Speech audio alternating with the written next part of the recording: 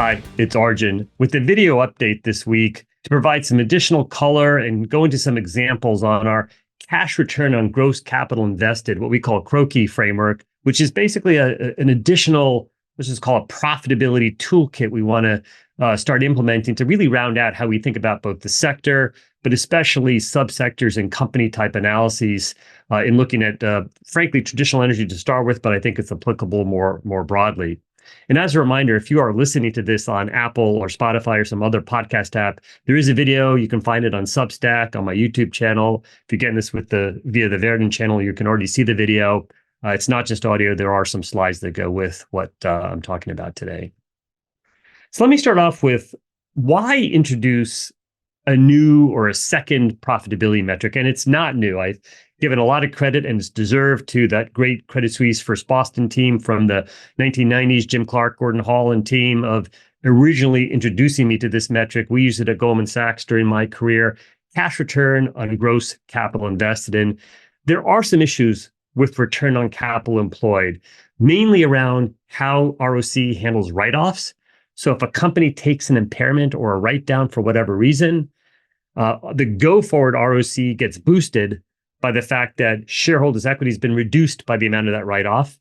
And also the numerator, net income, gets increased by usually a lower go-forward depreciation charge. And it has the effect, in many respects, of creating, we'll just call it an artificial boost to profitability. It's per accounting rules, but we're still going to call it an artificial boost relative to what I think is the underlying profitability trend. And that is one of the overarching issues with ROCE. And I think you can always say, well, let's just add back the impairments. And you might be able to do that over the last 5 or 10 years. But when you're really going back in time, when you have a whole bunch of companies, not all of whom exist anymore, I think there is a challenge to really thinking you can do that consistently, especially across a wide swath of companies, especially if you don't cover them closely on a regular basis, and especially as you might look towards comparing energy to other sectors. So that's challenge number one. The other challenge is, how do you adjust that go-forward DD&A depreciation metric for the write-offs that were taken? I think absent being a CPA accountant, I think there are going to be a whole bunch of assumptions if you go to that step at all. So for a variety of reasons, trying to address this issue of write-offs has been one of the challenges with return on capital employed. I think the second big thing is how ROCE deals with CapEx and investments. And it has the, at times, perverse motivation to get companies to not spend and to potentially leave the cupboard bare. And I can hear investors saying, yeah, that's why we like the metric. And Arjun, it was a terrible last decade due to overspending that happened in the last year. Yes, 100% agree. There's nothing about CROCI that says we're going to start excusing poor investments or overinvestment. That is not the point. But especially for the upstream companies that by nature have depleting asset bases, if you're going to perpetuate your company, it is going to take some amount of risk capital. And there are challenges with the ROCE metric and how it handles that. It's not that CROCI has all the solutions. I think there is a need, though, to look at a variety of different metrics, not just one, to really get at how do you create a sustainably strong company. And I will say, my North Star is always any company I deal with, but let's just call it traditional energy for now, you're going to have to be top quartile or at least upper half versus other traditional energy companies. And you're going to want to be in that upper quadrant across the S&P 500. We are looking for companies who can be great S&P stocks, even if you're smaller, certainly if you're larger. And so profitability will always be a grounding center point, but it's never about 1 year's profitability or even 3 years profitability. How can a company figure out the optimal or appropriate level of advantaged CapEx or advantaged M&A to perpetuate both ROCE and CROCI over the long run? And again, I think there's some challenges to ROCE, write-offs being the main one, but also this reinvestment issue. I think CROCI can be a helpful second metric to look at. I think the final point is there is something intuitive about a cash-on-cash metric. Now, make no mistake, accounting's used for all these calculations. It comes from 10Ks or 10Qs and ultimately audited financial statements, even cash flow from operations, which has a whole bunch of accounting in it related to potentially minority interests or partially consolidated entities. There are a number of assumptions that go in there as well. But in spirit, CROCI is much more of a cash return on gross capital invested type metric, in contrast to that sort of book accounting ROCE. I will say, make a repetitive plea here. Please do not ever use cash flow on the book capital employed. There are some, primarily upstream companies, that did that. CROCI is not cash ROCE. It is its own metric where the denominator is a grossed up capital employed, essentially adding accumulated DD&A and a few other metrics to get some notion of an original cash invested. So let's make sure we're doing either book on book, which is return on capital employed, or cash on gross cash invested, which is the CROCI metric. The goal of all companies, it is to generate advantaged profits. And this comment is not directed, not today, it is not directed at that ESG crowd or climate crowd. That's going to be for a different video that we'll put out at some different time. This is actually for companies themselves. No one is investing in an upstream company or a refiner or a midstream company or anyone in between a pipeline asset for the asset itself. It is about the profits those assets can generate. So I've gotten some feedback that, hey, the energy industry has just finally accepted sort of return on capital employed as an excellent metric. Let's not confuse them with the second metric. And I'd say, no, I think it is imperative that companies truly understand the full spectrum of what it means to be a great company, to be a leader within your sector, a leader across the stock market. And it is never, ever about a singular metric. It is about a mosaic of metrics.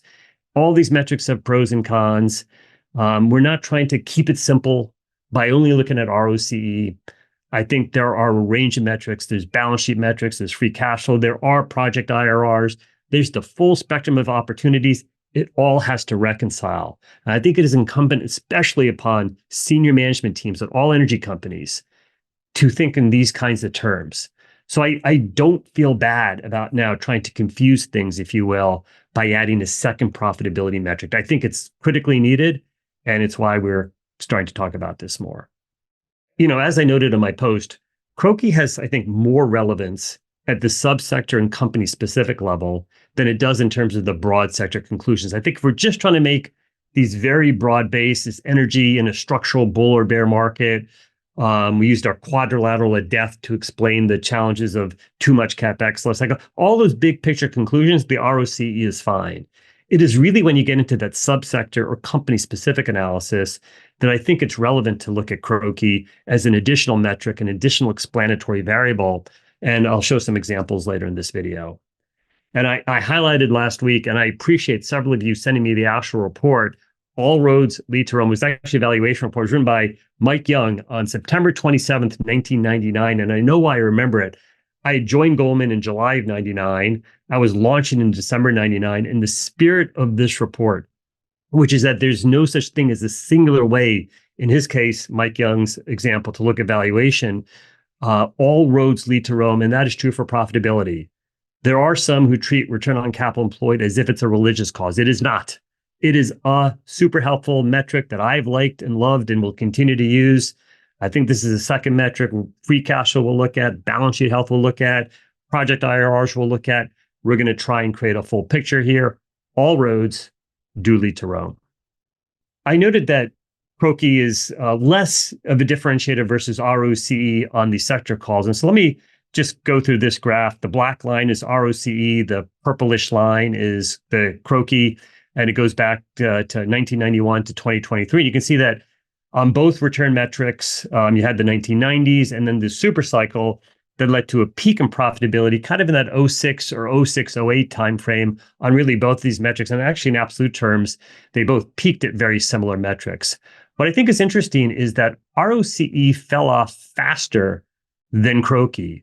And I think this is the issue. And again, this is the issue with, as companies started spending on capital, doing M&A, the big projects that were done in this era, you saw it hit the hit to ROCE faster and sooner. And I actually think when you look at that time period, ROCE was the better metric to saying, hey, these guys are spending too much.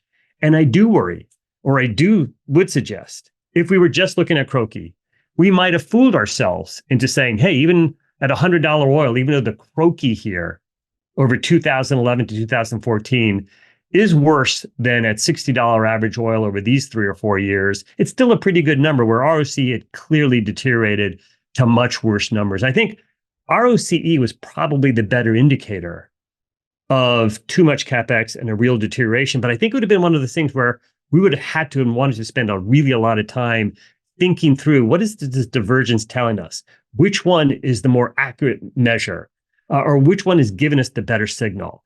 And then I think it varies. So this is not about CROCI is always better than ROCE or vice versa. You have to use these in conjunction with each other, and you have to make ultimate judgment on what you think is the right metric. If someone had had the view that oil was going to be 150 or 200, then the CROCI metric was probably fine. If the idea was, hey, shale growth is trying to ramp up, and we've had some unplanned outages in Libya and some of these OPEC countries, Venezuela, et cetera, and so maybe the shale, like that is where judgment comes in. The answer is not in these models. This is all part of the mosaic. You're going to have to evaluate judgment. We had the big write-downs with ROCE in 2016 and 2020. And here's why I think CROCI tells the better answer. And so on the one hand, the CROCI numbers are still poor. And there's nothing great about a 5, 6, 7, 8% CROCI. You're going to want to be double digits. But was the business a minus 10% ROCE? Not really. And no one really thinks as such. It was just you had a whole bunch of write-offs. It was, in all likelihood, a mid-single digit kind of business. But then look at this deep trough to this very high peak with Russia, Ukraine, and ROCE. I think because of the write-offs and because of the suddenness of the snapback, I think the ROCE have left people wondering, well, we know there were write-offs. We know they matter a little bit less at the sector level, but we've come from really terrible numbers to super great numbers. What's real? What's not real? And here again, I think that the CROCI story tells the better picture, where we went from a 5% trough to a 14% CROCI at the height of Russia, Ukraine in 2022. That was not a record profit. It was still a very good recovery, and we're still doing sort of better than normal. So I'm saying that 2024 will be sort of year 4 of the recovery, probably year 3 of overall good returns, and what'll be a 10 to 15 year cycle. I think that's very, very true. I think the lower amplitude you get in these CROCI calculations, here's an example where I think it's giving you the better insight in terms of where we really are in this cycle, where the more volatile nature of ROCE due to these write-offs and the snapbacks after it, I think leave a greater uncertainty than is true. At the big picture level, these peak together, they trough together, and they recover together. So from the big picture standpoint, those metrics go hand in hand. You just had the smaller amplitude. So let me talk about the subsectors. The international oil companies have classically been the premier sector on return on capital employed. And by their nature and for a variety of reasons, they've had write-offs, but they've been in aggregate a smaller portion of their overall capital employed. And so you've had very good over long periods of time return on capital employed amongst the majors, the super majors, the international oil companies. And you look at the E&Ps and the gas E&Ps, the oily and the gas E&Ps, because of write-offs in particular. And again, some of these write-offs and impairments are due to bad investments. You spent money on an acquisition you thought would be 1 billion barrels that would work at $60 oil.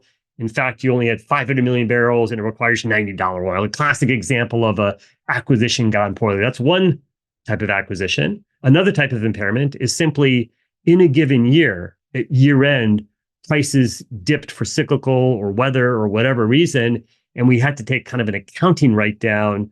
So there's different types of write downs that you have, and it impacts these upstream companies to a greater degree. The bad kind is you made a bad acquisition, the asset base is lower, the price required is higher. On the second one, which I'm going to call a price impairment, it's still not great. An asset base should be resilient at the trough of the cycle. But again, on any given month or day, you can get these really low pricing periods, and that can sometimes cause a price-related negative revision, which is going to have a particularly large impact on E&P companies. And I think you see this impairment in E&P, and you're trying to discern how much of that is really just poor fundamental performance and how much is just price revision related. And I think ROCE can muddle that issue. It's one of the challenges with ROCE. Now look at the CROCI numbers, the cash return on capital invested. I think it's noteworthy that the IOCs, the E&Ps, both oil and gas, and the Canadian oils all actually have very similar cash on cash returns looking out over this 23-year average, which makes sense. If one area was doing well or poorly, capital can shift to those areas. I think oil versus gas is a classic example of that. People have been understandably very excited about, say, the Permian Basin and some of the oil shale opportunities. But of course, then acquisition prices, drilling economics, all these things get some amount of inflation. And then people have generally been less excited about natural gas for price-related reasons. There's a lot of shale gas. On the other hand, the cost of the reason natural gas prices are low is because we've had very attractive economics historically in Appalachia in terms of cost of supply and so forth. These numbers being more consistent, I actually think make quite a bit of sense. There's some things to investigate here in terms of asset life. IOCs have generally been thought of being longer lived. That's not quite reflected in this average. The volatility of CROCI is something we'll look at. And then probably most importantly, what does the distribution of returns look at like? How does the first and second quartile companies look versus, say, the third and fourth quartile companies, both within the sectors and across all of energy? So these averages over these broad subsectors over these long periods of time can mask a lot of underlying information. And so we will circle back to that. I think two other things worth pointing out. Let me just highlight the downstream names. Best in class on return on capital, best in class on return on capital employed, the downstream companies, and best in class on CROCI. It's a confirming metric on both of these metrics. The downstream names, which you go back to the beginning of my career 25 years ago, this was the sector everyone wanted to avoid. This was the sector every integrated oil divested of. There used to be 15 integrated oils, and they all slowly deintegrated. Some would have said disintegrated, deintegrated their downstream businesses. And lo and behold, after all this period of time, it turns out downstream was actually a great place to be, certainly as an investor. It's exciting to see these numbers. The other one's worth mentioning is midstream. And I'm going to need to, I need to come back and do deeper analysis on this, but the midstream names look okay. They look frankly mediocre on a return on capital employed basis. This is the whole bunch of companies. There's some that do well, some that don't do so well. But on CROCI, what I find interesting is that midstream is only slightly worse than these other sectors, E&Ps, Canada, IOCs, yet it is undeniably much less volatile. So if you can get almost the same cash on cash return with a significantly less volatility profile, it is the case to be in the midstream, to think about it as part of your business model. We're obviously seeing some M&A actions of late of some of the companies. I find the midstream to be super intriguing in terms of wanting to understand more about how real this is for what swath of companies. But if I can, these are inherently long duration assets. They're inherently low volatile assets. That I think there is a case to be made for thinking about midstream investment, especially if you're in one of these more volatile sectors, even if they get slightly higher returns. So at Super Spiked, we do not provide public company-specific commentary, and we're not about to start now. But this distinction between ROCE and CROCI has some really interesting company-specific conclusions that I think viewers of the video, depending on your, who you are and what you want to do, you can do a lot of really fun stuff to try and understand it. And I think it becomes explanatory for the performance of different companies. So I've tried to neutralize who I'm talking about here. I'm going to give you two examples, Company A and Company B. These aren't purely hypothetical. I've gotten rid of the y-axis so people can't try and guess who the companies are. We've obviously had a period where there's been write-offs. And then the question is, do the write-offs signify fundamental weakness in the company? They made a bad investment? Or is it more that other type of write-off where it's more sort of price revisions? They got caught at a low point in the cycle and had to take an accounting write-off, but their underlying performance is actually better. Or perhaps a company took some other actions, restructuring, M&A, or what have you. So let me just go through the examples. And so the black line is return on capital employed. The purple line is cash on cash return, CROCI. And then the dotted lines, black or purple, are the sector averages. And so here's a company that on return on capital employed and sort of on CROCI was either peer or really better than peer group average going into the last super cycle.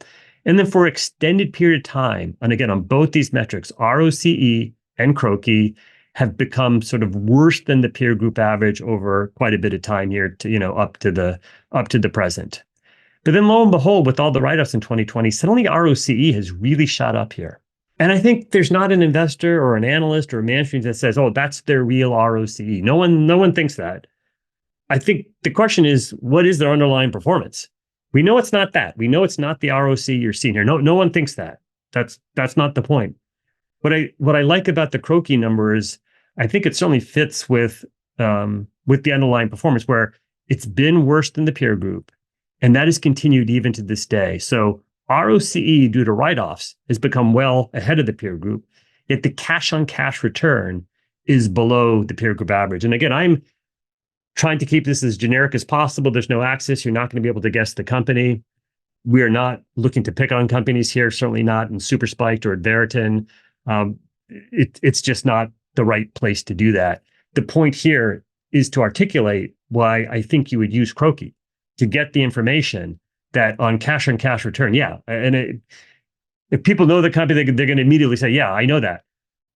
To me, from a profitability metric standpoint, I find this to be very illuminating that I can see visually, I can see analytically that on a cash flow basis, yeah, they have remained worse than the peer group. But bear with me here until we get to the second example. This is going to be company B, generic, no axis here again, no identifying traits. I'm double checking. Yep, no identifying traits. Very similar historic pattern.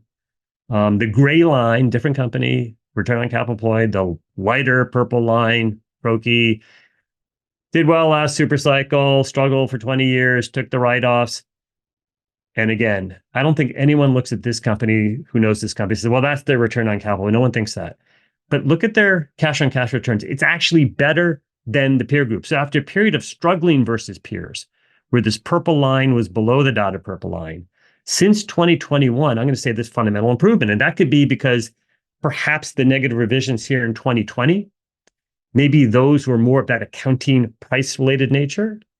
Maybe this company did M&A or other restructuring activities or cost-cutting, all the kind of things companies typically do at a trough, where they've now fundamentally improved. And it's, to me, a huge distinction to have two companies that both took big write-offs, both now have, let's just call it artificially boosted ROCE, but one has actually improved on an underlying fundamental cash flow basis, whereas the other has not. And these are the types of insights I think one can choose. We're not using actual company examples. It's not the work we do here at Super Spiked or at Veriton in the public realm.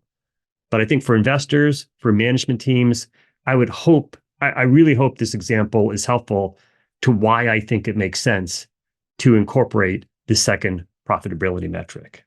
So I'd like to end this video on a personal note. And I know that was kind of a pretty nerdy deep dive into numbers and ROC and CROCI and long-term averages and short-term cyclicality.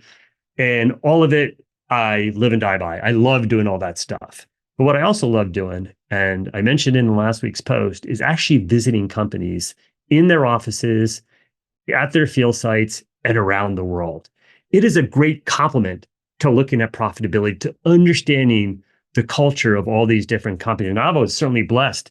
Back in my day, there used to be, again, 15, 17 integrated oils. They were all global in nature, and you could really see the cultures of these companies around the world. When you visited Exxon and Chevron and Texaco and Mobil and Arco and Amoco and Phillips Petroleum and Shell and BP and so forth, there was a general consistency to all their different offices and people around the world. It was fascinating.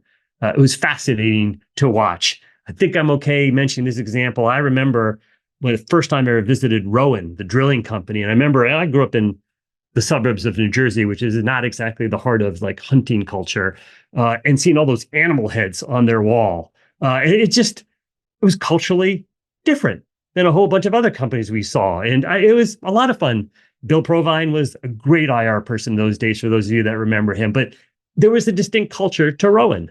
There was a distinct culture to all the majors. There was a distinct culture to all these E&Ps. I used to love going on those Enron Corp field trips to Beaver Creek and meeting Enron Oil and Gas in those days. And not everyone who watches this video will have the opportunity, but you can do all the numbers you want. You can do 10K or FactSet or Bloomberg downloads. You can look at CROCI. You can look at ROC, free cash flow, IRR. You can look at all the metrics you want.